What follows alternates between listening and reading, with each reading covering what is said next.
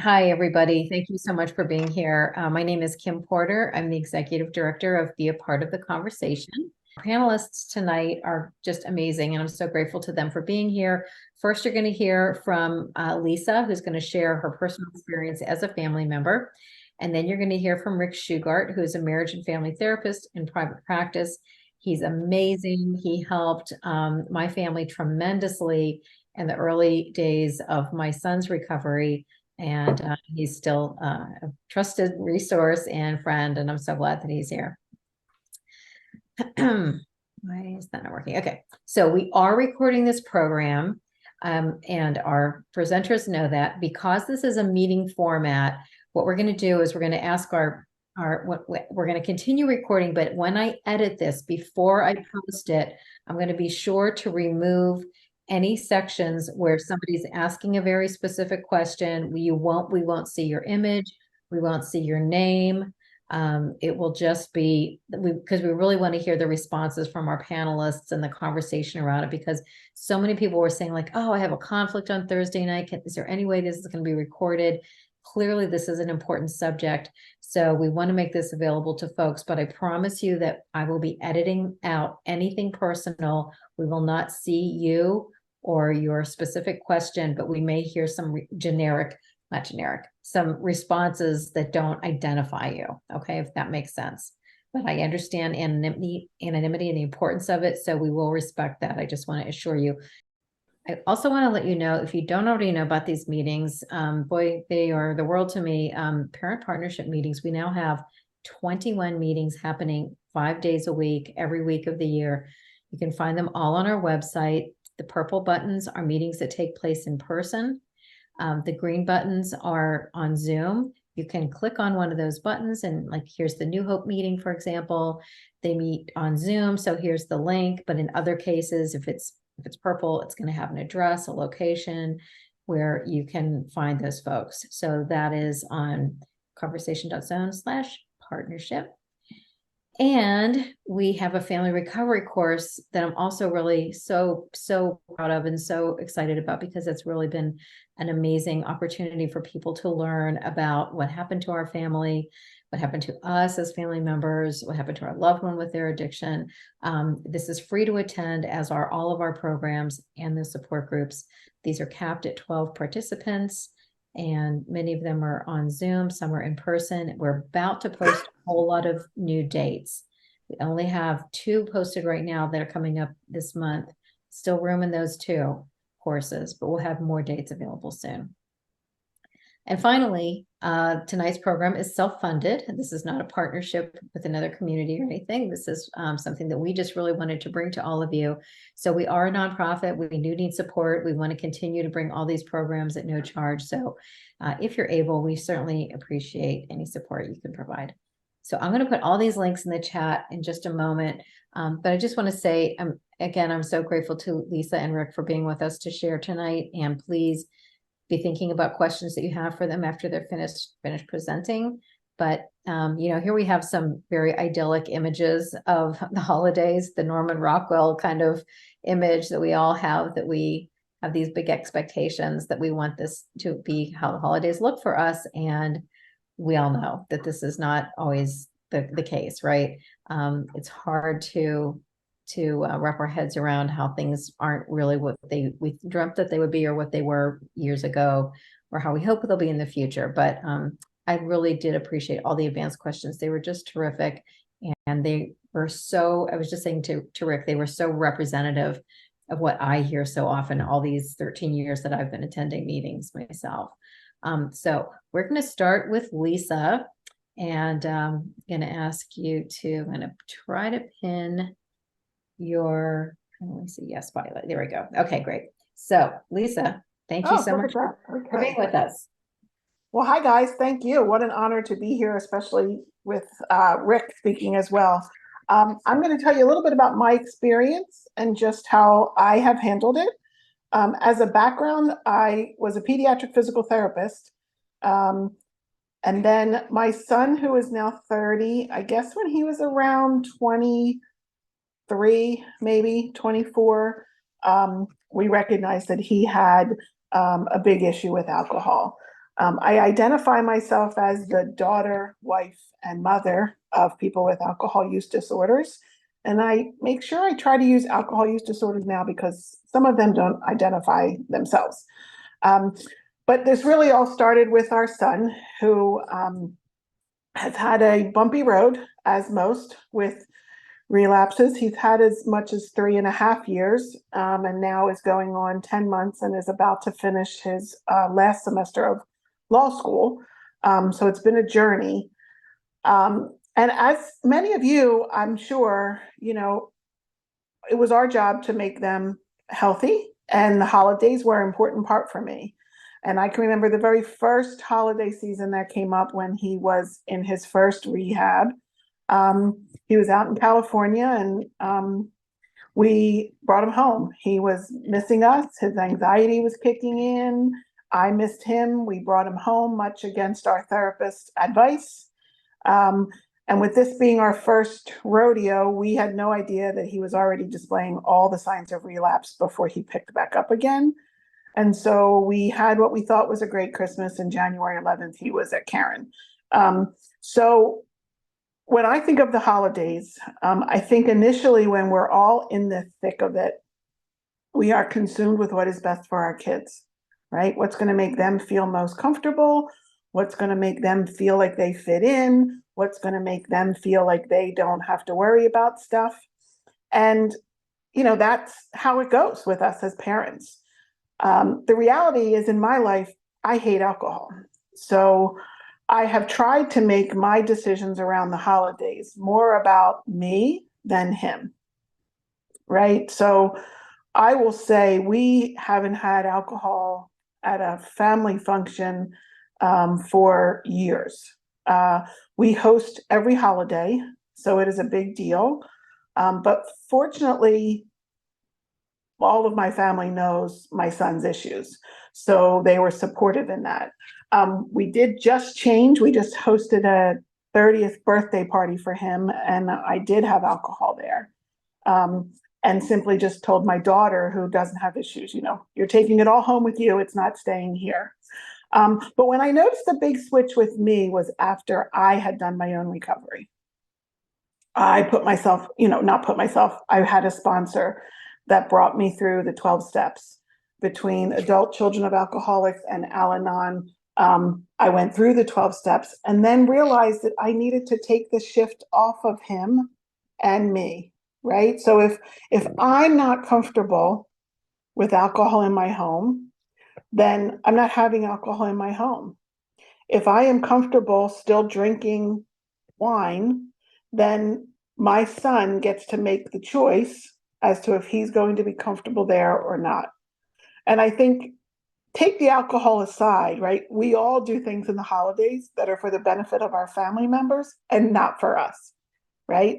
And so recovery is teaching us to think more about ourselves, set boundaries with unhealthy family members, again, regardless of alcohol, right? So, and I was reading through a lot of the questions.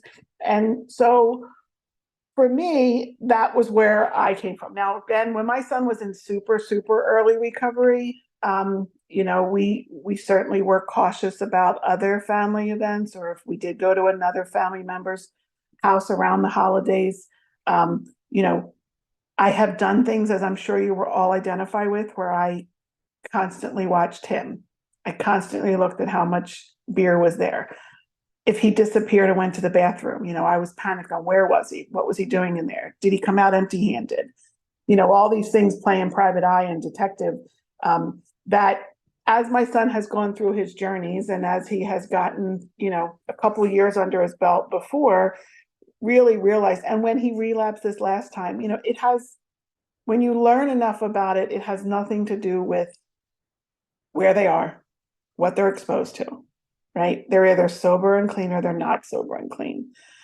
And I've learned from many people in recovery that, I'm going to use or drink on my worst day, my best day, and every day in between, right? If that's the mindset. So I think it's a cop out on the person with substance use disorder to put on you that, I have been sober and clean until I came to Christmas Eve and you had wine, and that's what made me relapse, right? That it's just not true.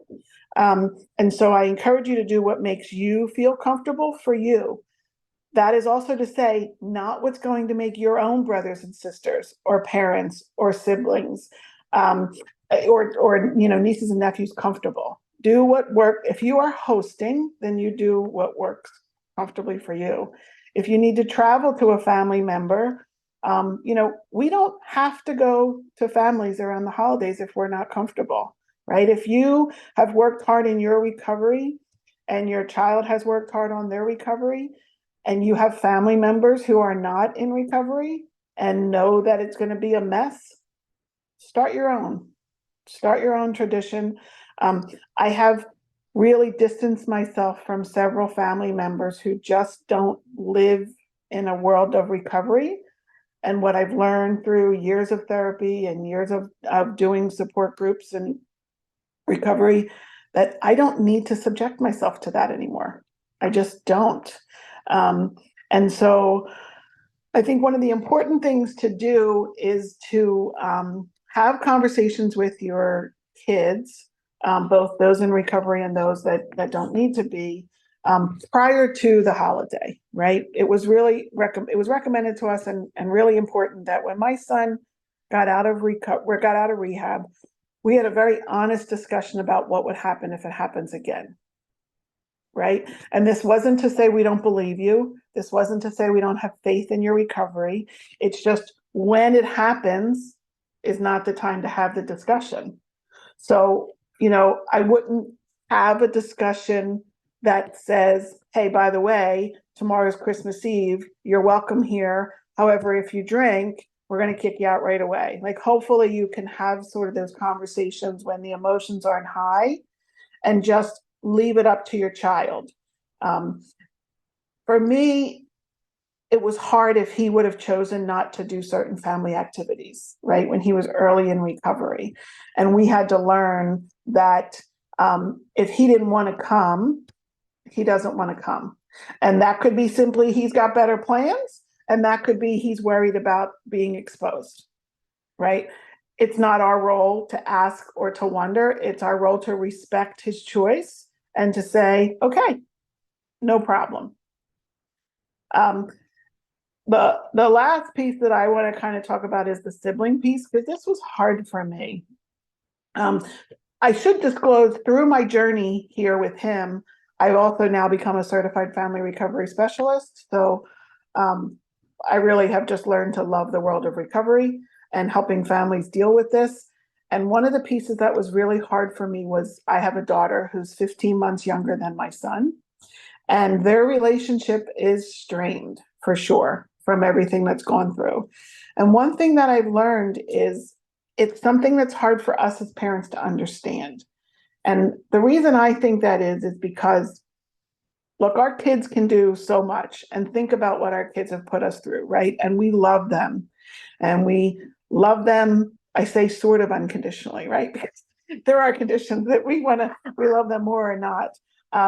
Siblings have a totally different exposure, right? So they have that love connection for sure. But what siblings have that is a step above what I think parents go through is siblings have watched their sibling hurt their parents. And that's something we can't relate to as the parents. And so that's a whole nother level of anger and grief and resentment that we don't have. Okay, sometimes I think it's almost harder on the siblings than it is on the parents, because they're worried about the sibling and then they're worried about the parents. And one thing I've learned is that is something that is up to them to work out, right? Us getting involved in that is just another layer of codependency that in recovery we're trying to let go of. And so, when I first got started with adult children of alcoholics, I wanted all my siblings to know about it. I wanted my children to know about it. And I wanted them all to get healthy and well and not wait till they were 53 when they first found it. Not my job. I've wanted to try. I used to call my daughter and say, look, just support your brother. He said you seem mad at him. And she would say, yeah, damn right, I'm mad. And, I'd say, well, but you don't understand. It's a disease. You have to forgive him. You wouldn't be mad at him if it was cancer. And she's like, Mom, if it was cancer, he wouldn't have treated you like he did. And respect her side of it. And so I think those of you who struggle where siblings don't want to be around, it's just as there have been so many times I know in my life and probably in yours that we've had to choose our child with the substance use disorder over our other children. And I think holidays especially is a really good time to correct that. And don't be afraid to acknowledge to the person with substance use disorder, listen, they're not comfortable. We're going to need to celebrate with you at another time. Or can you come this day? And understand that it's all self-created, right? And that too can be mended with time and amends and all those things that can get help, but they've got to do it on their own. And we really have to get the heck out of the way and let that happen. I know for us personally, this has gotten better, but with everything else, right, it's gotten better. And now I've seen my daughter's distrust elevate as he's relapsed again, right? How do I trust him? How do you know? And fortunately, she's married now. She lives in another home. She doesn't have to live in it. But I think one of the biggest things that's helped them get healthier is me, just like my son's recovery, right? My son really was able to start doing recovery when I got the heck out of his way. And they are starting to mend their fences when I get the heck out of their way. It's so hard since I'm so right all the time, right? Don't we all feel that way, right? We know what the answers are. We know what they should do. But it's just not reality. And I think there was one, I'll end with this. There was one, the very first time my son was in rehab, he was originally not going to be home before Christmas. And my daughter and I were out in Target passing by the holiday decorations, and my daughter said, oh, Mom, when do you think we'll get the tree this year? And I said to her, I don't know if we will get a tree. Your brother won't be home. And the look I saw on her face immediately caught me, and I corrected myself. And I said, oh gosh, I'm sorry. I mean, I'm kidding. I'm just sad. But I thought, here I was, right? If I don't have my son saying to my daughter who's right in front of me, then I don't even need to have Christmas, right? It's not fair. It's not fair. If he has to miss it, then we're all going to miss it. And I think I've done episodes like that many different times, right? Where I've kind of said to her, he's more important than you. His happiness is more important than yours, and those little things. So I think as you go into the holidays, that would be, from my experience, one thing is to, set clear boundaries for yourself that keep you comfortable. A lot of us have a lot of trauma around drugs and alcohol. And a lot of us, it's just really hard to watch anybody drinking, let alone our child who we're struggling with. And then try to manage the siblings the best you can. But I think take the pressure off yourself. Your holiday and what you do or do not have is not going to be the deciding factor in your child's recovery. They are the deciding factor in their recovery. So do the best you can to enjoy the holiday. I hope that was helpful. Beautiful. Thank you, Lisa. That was wonderful. I really appreciate your honesty and sharing all of that. Thank you very much. And I'm looking forward to hearing from you again as we get into questions. All right, Rick Shugart, you're up there, my friend. You're muted. Can you hear me? There we go. Yes, okay. Sir. Great, Lisa, thank you so much. You touched on a lot of things I was going to say. So as you can see behind me, I'm already starting to navigate the holidays. I'm a big Christmas person. And one of my traditions is I celebrate all through the month and have little dinner parties for certain family and friends so that by Christmas, I don't have to deal with whatever's going on. I've already had my Christmas. And they are kind of Norman Rockwellish because all the people that come are grateful and they're not family, which really helps. Okay. So a couple things. The good news is next year I'll be celebrating 30 years doing family therapy. And the good news is no one has been in my office and says they were triggered or relapsed because of going home for Christmas and seeing people drink made them want to drink. They may have relapsed over Christmas, but that was not the trigger. It was being in their bedroom, being lonely or bored, feeling empty. I couldn't be with my friends. People have more fun than like some, but not because they saw people drinking. Because we go to restaurants in early recovery, and the world is serving alcohol everywhere, sports games. So that's the good news, that that's not really an issue that comes up in therapy. Family dynamics, absolutely, that comes up. So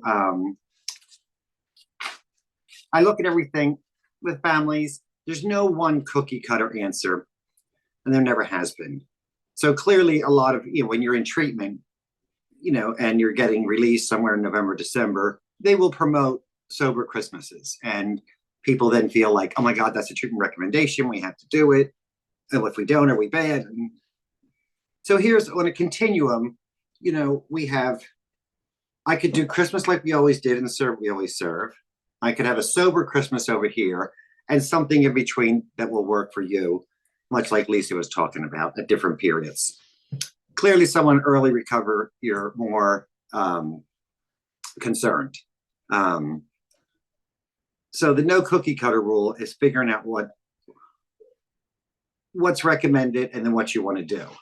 I'm a big believer, since you're the host, this falls on a lot of moms and dads, but more moms, and you are deciding to do these things, I want you to be in touch with what you want. Or am I making decisions or thinking because of anxiety about everybody else? That's a big distinction.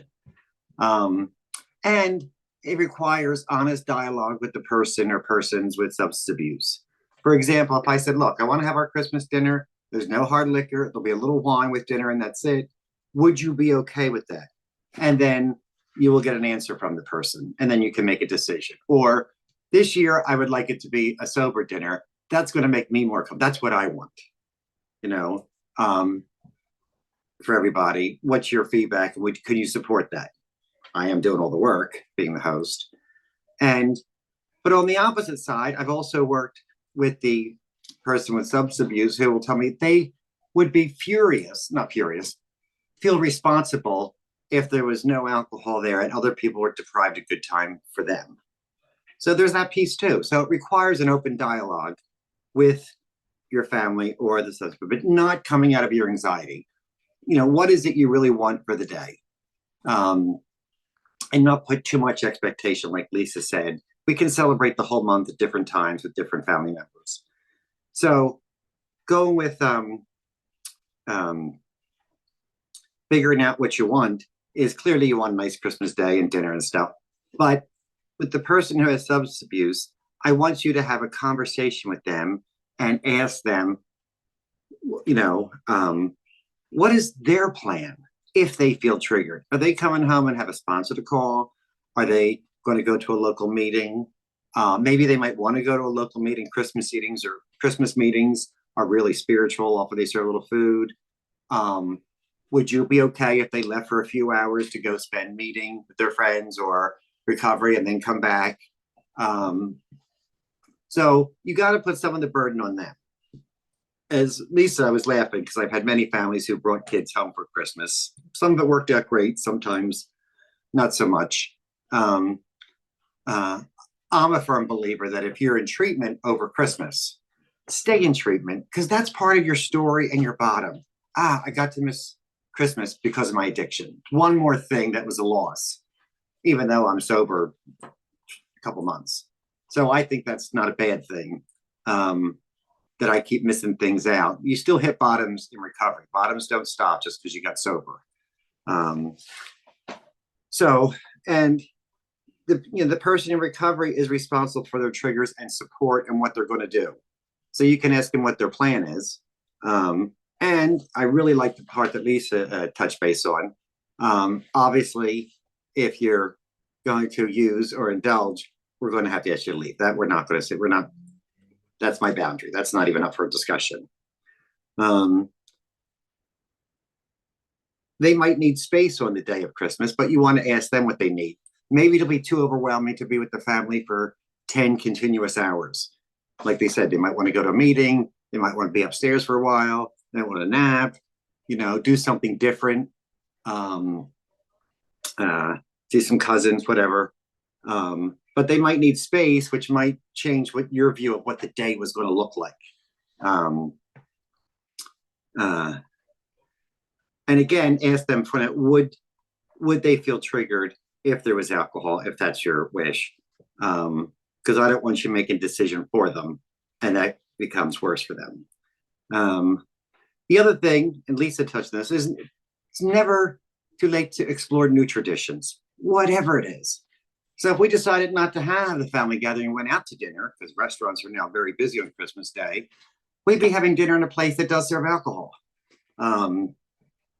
But I've had recovery families be very creative doing different things on different holidays. Sometimes they just want a nuclear family and let's just celebrate and stay connected.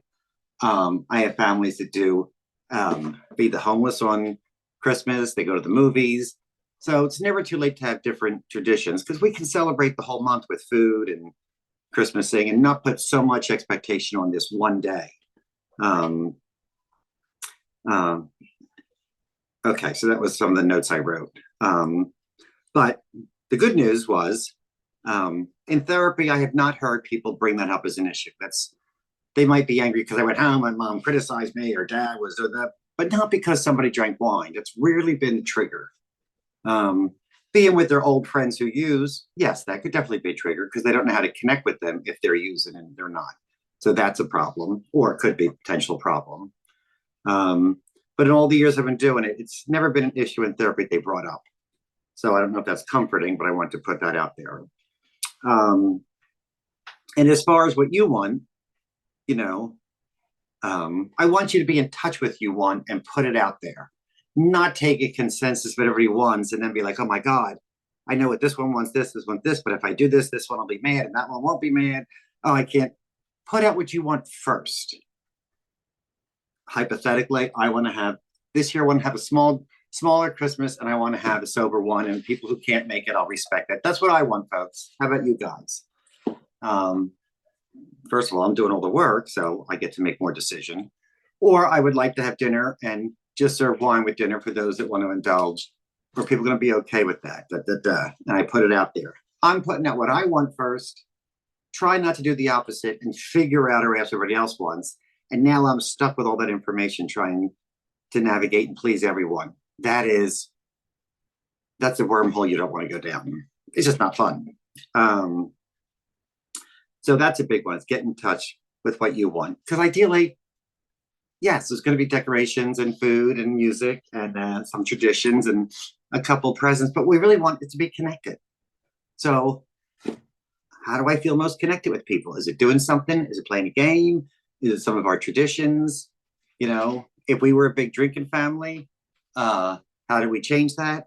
I was reading some of the questions people had. Some people just want to stop in for dessert because it might be too much there. That's okay too. Every year it'll evolve and it'll be different because where somebody is in 1 year recovery could look different at 2, 3, and 4. To share a little bit, about new traditions. I come from a family who likes to celebrate and indulge. They always have. And I was also in the restaurant business. So I was a sober bartender and waiter for 7 years while I was going to school.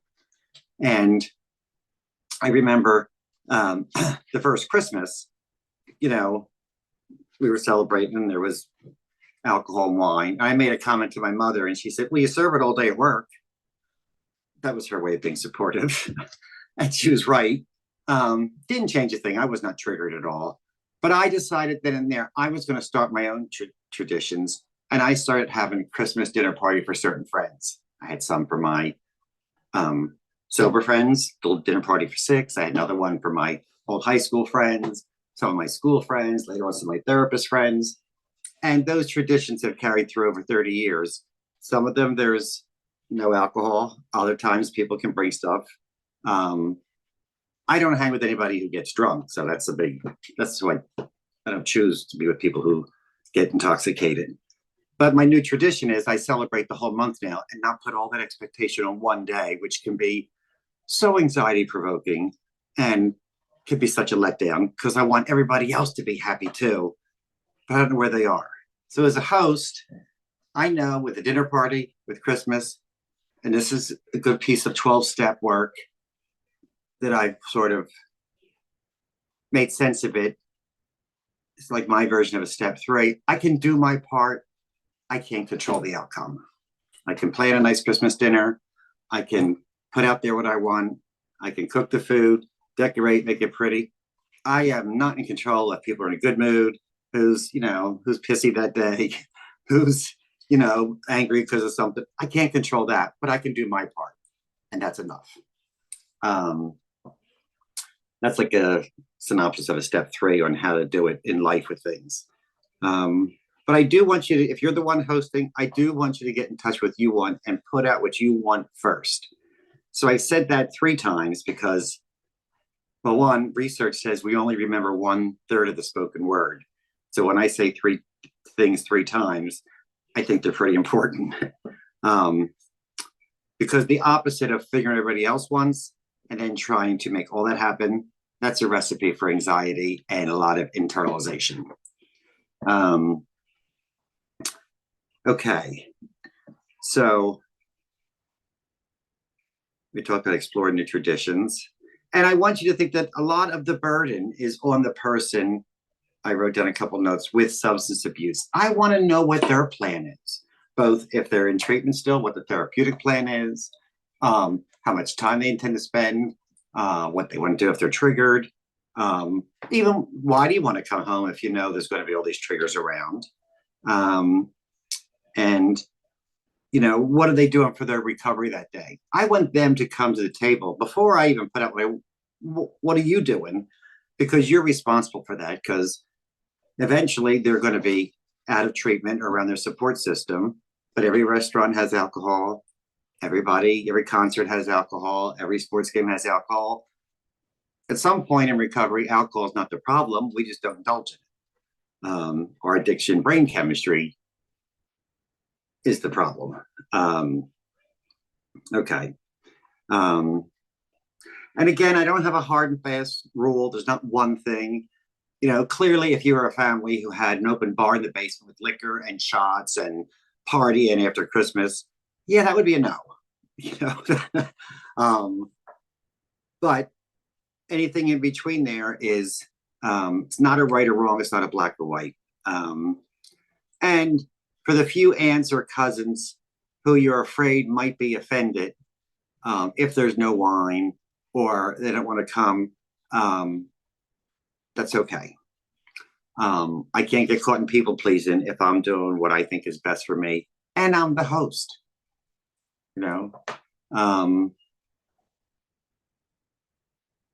So don't forget, I put a lot of burden on hosts because I was also in the restaurant business for 18 years, and I entertain a lot. So the host gets to have a lot more input when you're doing all the work.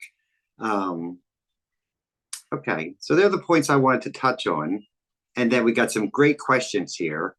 So I'm going to turn it back over to Kim so we can do the questions somehow. Yeah, I appreciate that. Thanks, Rick. And I also just want to comment that clearly Rick loves Christmas, but we also have Thanksgiving and New Year's and Kwanzaa and Hanukkah and Ramadan and lots of other holidays. And I even think, Lisa mentioned a wedding, these are all things that are can be big family celebrations. And I'll just real quickly share too, my a little Thanksgiving story. It was Daniel's first year of recovery. And he had about 8 months sober. It was his first year. And we always had this tradition of going to a cousin's house where nobody there was drinking alcoholically, but there was alcohol.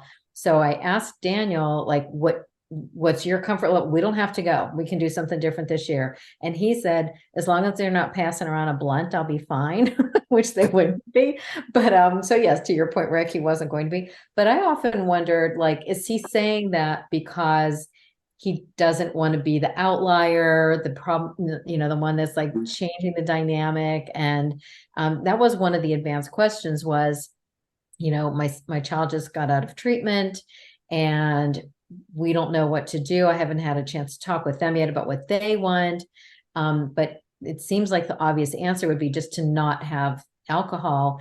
By the way, not everybody has an alcohol use disorder. Some of our loved ones have an opioid use disorder. They have lots of other things, but alcohol is typically what we see in celebratory, hopefully not other substances or maybe some cannabis, I guess, but it's usually alcohol that we think of as being what might be triggering.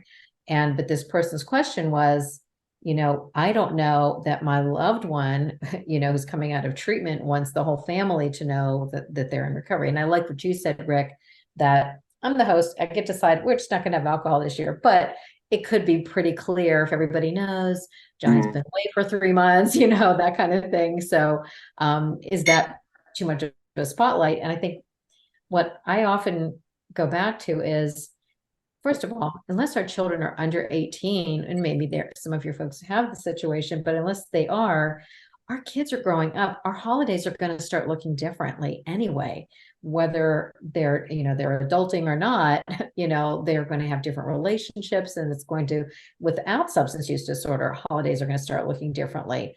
And we have to let go of those expectations sometimes too. Like, oh, I thought it was our turn to have Thanksgiving or our turn for whatever holiday. So sometimes we do have to just overall think about letting go of some of those expectations. And I also think we parents, if I know not everybody on here is probably a parent, but certainly parents have put so much emphasis on these holidays. Like, it's so important. They love seeing their family and their cousins and all this stuff. But do they? Like, do they as much as we do? Or because I remember the next year that Daniel had Thanksgiving was not with us. He was with a bunch of sober friends, and they were deep frying a turkey, and I was not doing that. So he had a great time. He didn't need to be with his dad's cousin and all that stuff. I mean, he was having sober fun. But I also want us to talk a little bit about the families whose loved one has not had any kind of treatment, has still not been, accepted that they need treatment even. What does the family, Rick, just love to know your thoughts about, like, what does the family do when there's that elephant in the room, and it really is like the person who is not in the room, and when family members will say, like, where's Johnny? What's going on? How's he doing? We kind of heard something was up, and we don't want to have to go down that road. Do you have any thoughts about that? Oh, you mean people are asking about someone who's in treatment? Not in treatment, just not there. They might be, Oh, out, not engaged at all in any kind of recovery. well, yeah, I do have, people, this happens all the time, whether it's holidays or not.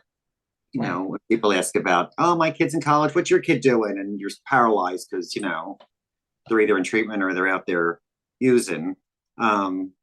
So one is, if there are people who are close, tell the truth. Every time we tell the truth, it gets rid of our shame. I'm not carrying that around. That shame will eat us alive. If it's someone close. If it's someone I don't feel that close to, I would come up with something generic. I had a woman, and she would just say, you know what, my kids are out there, they're finding themselves. That's all I can say for now. And she would just move on. She wasn't going down that road. There was a boundary in her statement. So it really depends on how close you are with the people. And they'll get it. And the people who care will really call you afterwards and say, hey, what's going on? And then you can have a real conversation. Or a boundary is like, yeah, he couldn't make it today, but we can talk about that another time. I just move past it. You don't have to open that worm just because someone asked. Doesn't mean everyone's entitled to an answer in the moment. And reserve that for people you trust. I'm not going to tell it to the gossip of the family or the judgmental one who's, going to use that against me. And not everybody's entitled to know exactly why someone's not there that day. but chances are they may have already heard something. Okay. Yeah, thanks. You're absolutely right. You don't have we kind of know who we can talk to. We know who we can be honest with. We kind of get that sense of who we can really feel comfortable sharing that stuff with. And I really appreciated that, Lisa, that you brought up the siblings, because there was definitely a question that came up a lot in advance. So here's someone who's asking, siblings will not attend if my loved one with a substance use disorder does. So how to navigate this without involving the relationships with them in our conversation, all the boundaries that we need to set, and I know this comes up a lot and we have friends who say this, where they have a son and a daughter. One of them is a person in recovery. The other one has never had a substance use disorder. And they said for years we had 2 families of 3, not a family of 4. We had 2 families of 3 where we do things with this one and then we do things with this one. Again, no cookie cutter answer. I have seen the 2 families of 3, not a family of 4, go on for a couple of years of recovery, and that's as good as it can get. They're just not ready because, like Lisa said, the siblings got to do their own work, and it's the least amount of work and focus in addiction treatment. And the sibling might get individual treatment throughout their lifetime, but they're not really doing family work with their brother or with the parents. I mean, at some point, all kids get mad at their parents because you keep falling for this crap and you're kind of absent. There's no room for my problems because you're always consumed with his problems. And it's easier for them to cut off a sibling when they're not getting anything, whereas a parent, we're afraid they'll die, or we want to make sure we can go in and help again. So if you have siblings who are absolutely unwilling to be in attendance, again, I would go back with, here's what I want. I would like to have the holidays and everybody together. And I understand if you can't be. If you can't be, then let's pick a date and we'll celebrate Christmas here and there. But notice I'm putting out what I want first, as opposed to both of them saying, well, I'm not going to come if he's there, and I'm not going to come if she's there. And now I'm left to pick sides, and it's a losing situation. I'm letting you know, if you can't be there, then we'll just celebrate on 2 different days. And Kim, it's funny. I think it all falls into, the grief we put around this and the loss, where in reality, my daughter's now a nurse and she has missed 3 of the last 5 Christmases because she's been working. Well, why isn't that the same thing, right? Why do I not jump through all these hoops to try to decide? Or, one year we celebrated Christmas the week before with her, and then on Christmas with my son. So why is that any different? And I saw the question pop up about how do you handle judgment and gossip? So that I love. I joked with Kim because Kim said, only share what you want of your story. Please don't feel like you have to share everything. I'm like, have you even met me? Because I'm a very open book. And I've had conversations with my son who very maturely, I said, look, I'm doing a lot of work in this recovery stuff. I'm doing presentations. Like, I need to know what you are and are not comfortable with me sharing about your story. And he said right back to me, Mom, it's your story too. Right. And so I always take it to the point of, I have a lot of diabetics in my family. I try very hard to have people not bring sugar or to make sugar-free desserts. Well, why do I not have guilt and shame around that? But then I'll have guilt and shame around alcohol, right? If I, which I do, really believe in the disease part of this, then that is really how we helped our son, right? If you had a shellfish allergy and ate shrimp and had to go to the hospital, would we be embarrassed about that? Would we be afraid to tell people that? Well, you have an allergy to alcohol. You choose to ignore that, there are consequences, but I hold no embarrassment to anybody. And those people who hold judgment or hold opinions around that, I've just chosen not to have them in my life. I've just chosen that if you can't understand about this and you don't care to be educated about this and you don't understand, then we don't really need you around here. Love it. Great. Yeah. Great thought. I really appreciate that. Yeah, the question was, how do you handle the gossip or judgmental relative? I think Lisa nailed it right on the head. Um, yeah, eventually, look, on a continuum with people, friends, family, sometimes our siblings, close family. At the end of the day, if we're all working recovery, ACOA, Al-Anon, any of the 12-step programs, part of the spiritual that comes later, on a continuum, people are either adding to my life or they take away. And I have really focused on the last 2.5 decades on who's adding to my life. And those other people either drifted or I see them so peripherally, they don't really have an effect on me. So if I'm gravitating towards this, as opposed to make everybody get along and I'm back to my codependency, trying to please people and be torn and then be hurt when they're gossipy. If you're a big gossip, you're just not my life. Or And to add to that, no, go ahead. I'm finished. Go ahead. Yeah, to add to that, right? I'm sure many of you have had the conversations with your family members about, don't hang around these people, right? Because they don't understand your addiction or they're not good for you. But why do we not apply the same to us, right?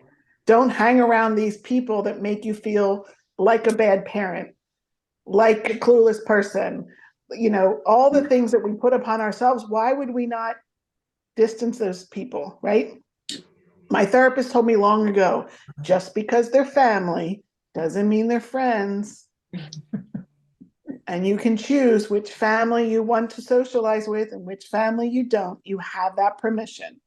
And so I think this is one of those self-serving, selfless kinds of acts that we do where we give our kids excuses and ways to get out, but we don't apply them to ourselves. Right.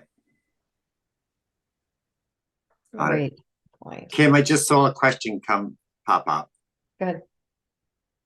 I can't read it anymore. Oh, I got it. First of all, I want to say there's a comment that love this, appreciate this suggestion. Bob Evans Restaurant does not serve alcohol and is open on Thanksgiving.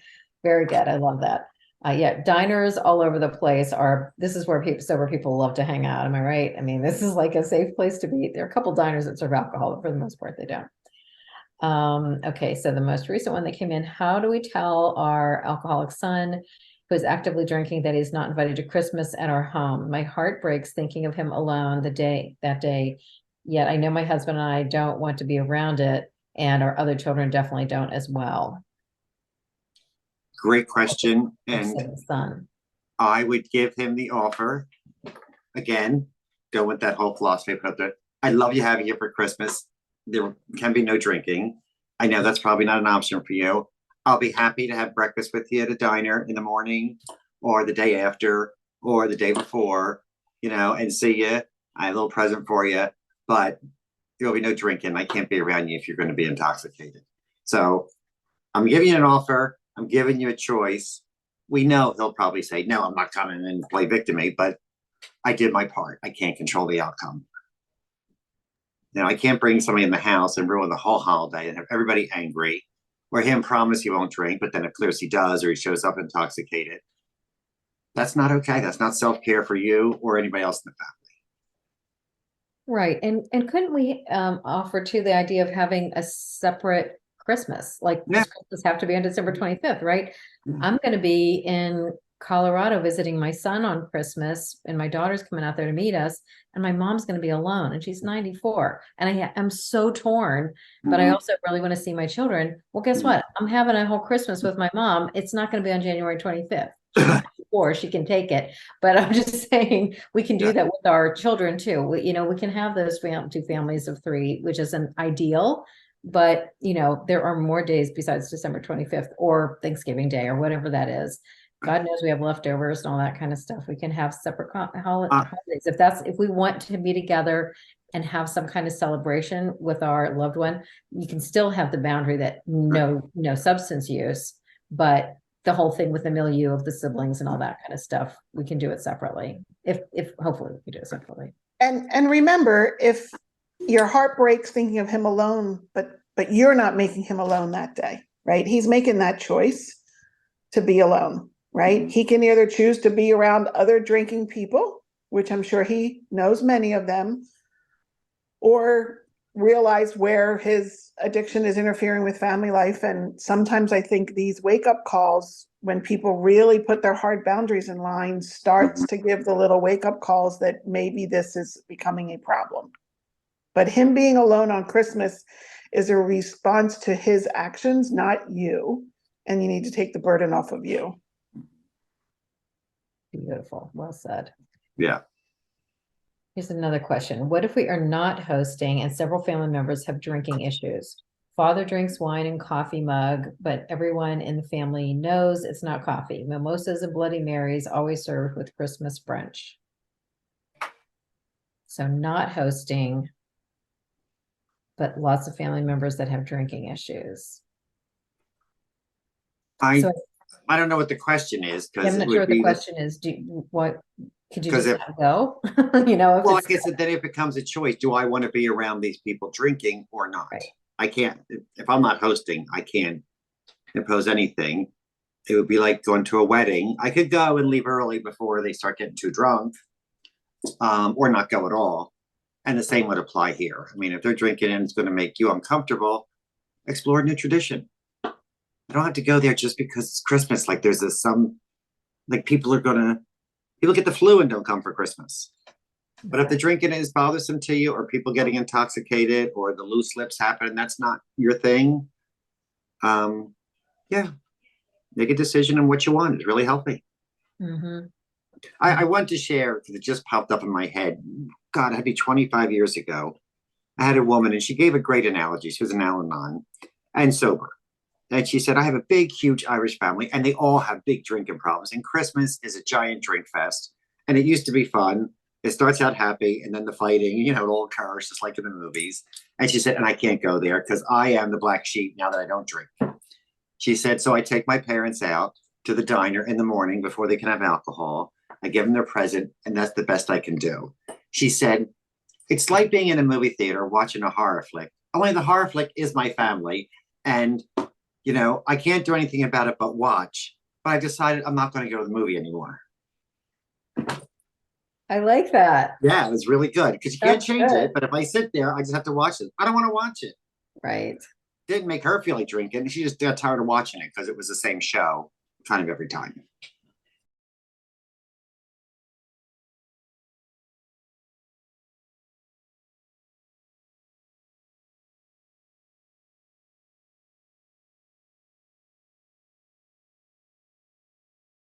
I think that's a great point, bringing up giving people permission if they leave. They're not compelled. You have to be here for the 6 hours and endure it, and that's the family obligation.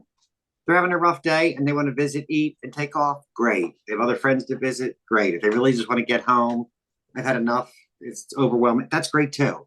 Sometimes it's not the alcohol being served that's overwhelming. It's if somebody's in early recovery, they're feeling a whole lot. They don't want to drink, but I'm feeling so much and I'm triggered by just too much emotion.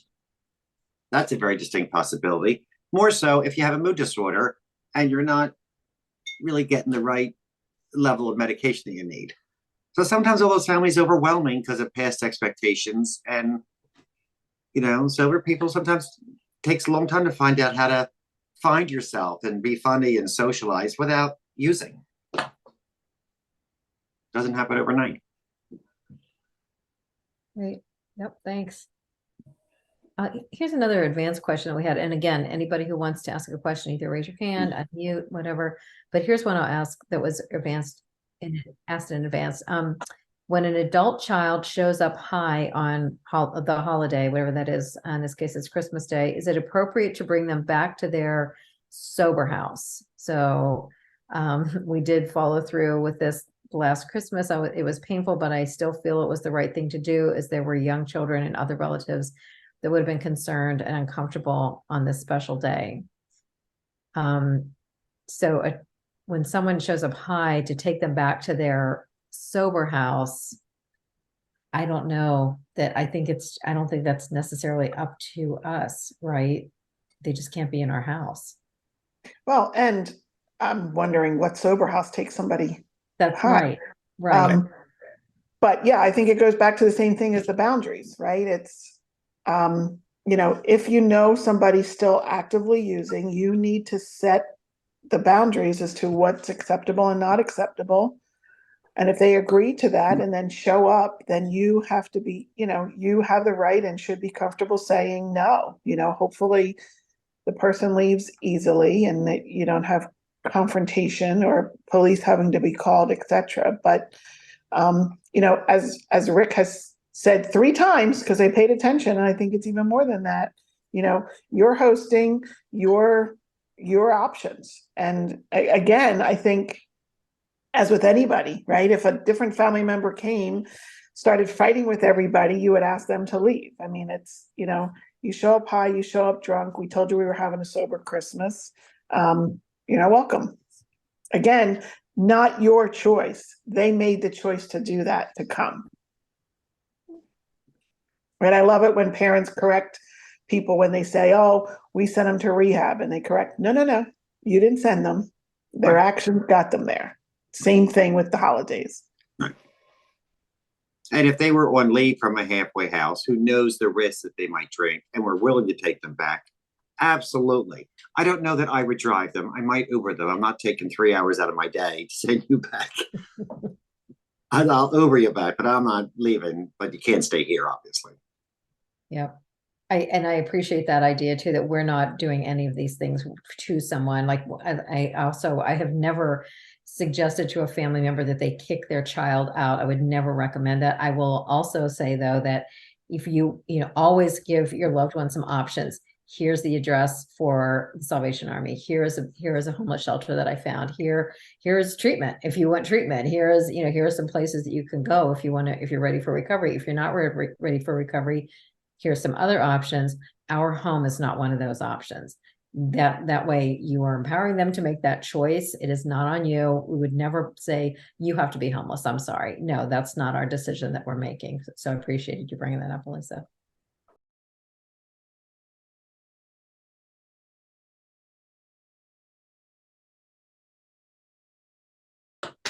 Don't forget, in this capitalistic society we live in, Christmas is a long season.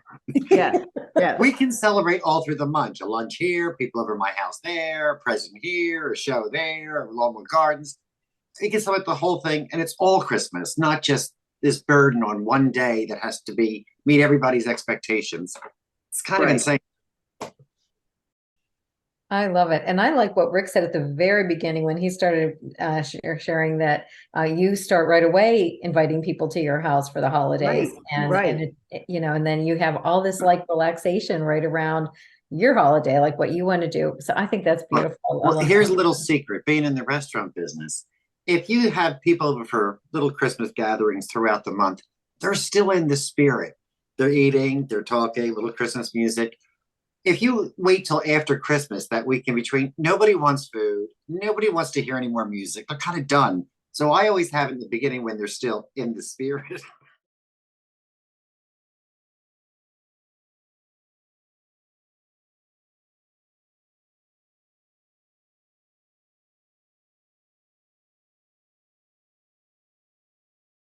So look, I'll real brief because I know we have to close. I would have a discussion with both your boys and say, look, when we get together for the holidays, it's really hard for mom and I or dad and I.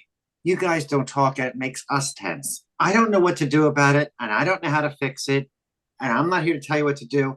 I'm just putting out there, it's really hard for us because we don't know what to do. But we're willing to do anything that's helpful and put some of the burden on them. If they want to go to family counseling, great. If they want to have the boys try and work it out or be more social. But I'm putting out there what's going on with me, figuring out what's going on with them. And that's as best it could be. It's an open discussion of a different kind because I want you to speak from your perspective, not their perspective.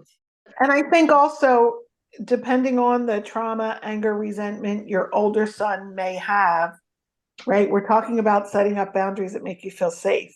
And I think it's fair to respect what he may or may not have to do. Mm-hmm. As parents, we certainly want our families back together, right? And we want everybody to get along. And I think sometimes we have to respect the fact that that may or may not happen. I've had families sometimes say, oh, this is going to be the first family vacation we're going to take in 10 years. And I'm so excited to have everybody together. We've missed it so much. And I think to myself, my family hasn't had a chance to take a family vacation together because their lives are different.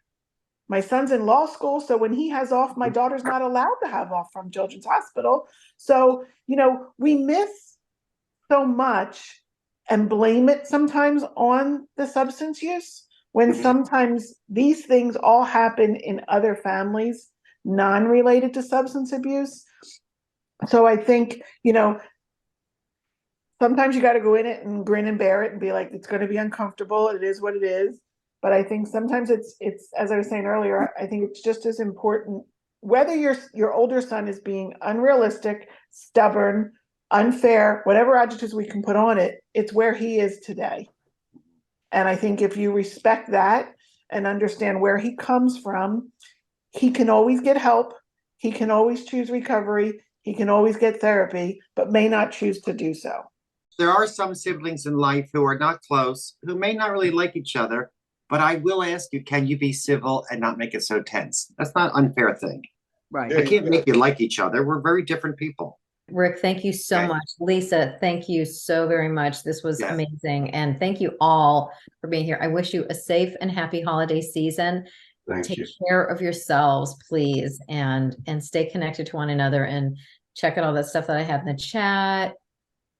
Be in touch. Let us know if we can help you. Thank you all. Got it. All right.